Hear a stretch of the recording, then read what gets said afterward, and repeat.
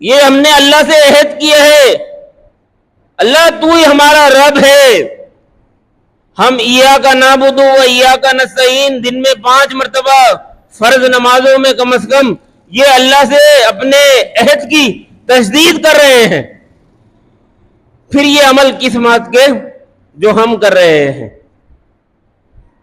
عذر لنگ تراشا ہوا ہے، قرآن مجید نے ان ساری چیزوں کو پکڑ پکڑ کے نا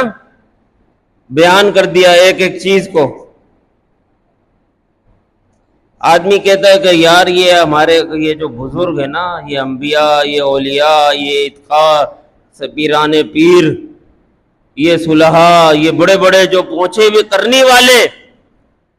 آپ کیا سمجھو یار، یہ تو کرنی والے تھے، یہ اللہ کے بڑے قریب تھے اور آج بھی ہیں، لہذا ہماری ان تک پہنچ رہی ہے اور ان کی اللہ کے قریب ہے تو پہنچ رہی ہے۔ قرآن مجید میں ان سارے عقیدوں کو پکڑ پکڑ کے بیان کیا ہے۔ یہ نہ سمجھیں کہ اللہ نے کچھ چیز چھوڑ دی ہے،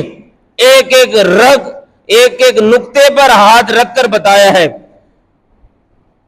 فرمایا کہ الا للہ الدین الخالص، خبردار دین جو ہے صرف اللہ کے لیے خالص ہے۔ والذین اتخذوا من دونہ اولیاء، جو لوگ اللہ کے سوا کسی اور سے مدد کا مطالبہ کرتے ہیں، کسی اور کو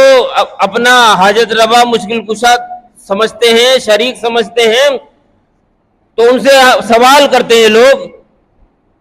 تو وہ کیا کہتے ہیں،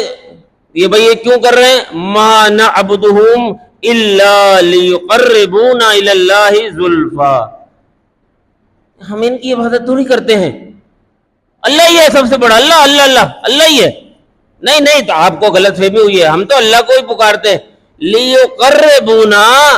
یہ تو صرف قریب کرنے کا ذریعہ ہے، یہ اولیاء تو اتقاء، یہ تو اللہ سے قریب کرتے ہیں، یہ دلیل ہے، اور یہ دلیل قرآن نے ان بدعقیدہ مشرک لوگوں کی بیان کری ہے، اللہ نے بیان کری ہے، لیقربونا الی اللہ زلفا، یہ تو ہمارے کو اللہ سے قریب کرتے ہیں۔ تو پھر اللہ جواب دے رہا ہے کہ ان اللہ یحکم بینہم فی ما ہم فیہ یختلفون، اگر یہی بات ہے کہ یہ اللہ کے قریب کرنے والے ہیں تو پھر اللہ ان کے درمیان اس بات کا فیصلہ کر دے گا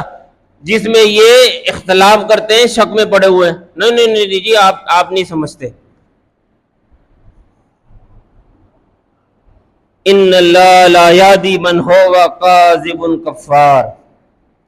فرمایا کہ اللہ تعالیٰ جو ہے جھوٹوں کو کبھی ہدایت نہیں دیتا، یہ جھوٹے ہیں، ان کے پاس دلیل کوئی نہیں، صرف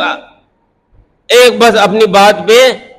ایک مفروضہ قائم کر لیا ہے، ایک خیالی چیز بنا لی ہے کہ جناب آپ نہیں سمجھتے، یہ تو اللہ کے پہنچے کرنے والے ہیں، پہنچے ہوئے ہیں، کوئی پہنچا ہوا نہیں ہے۔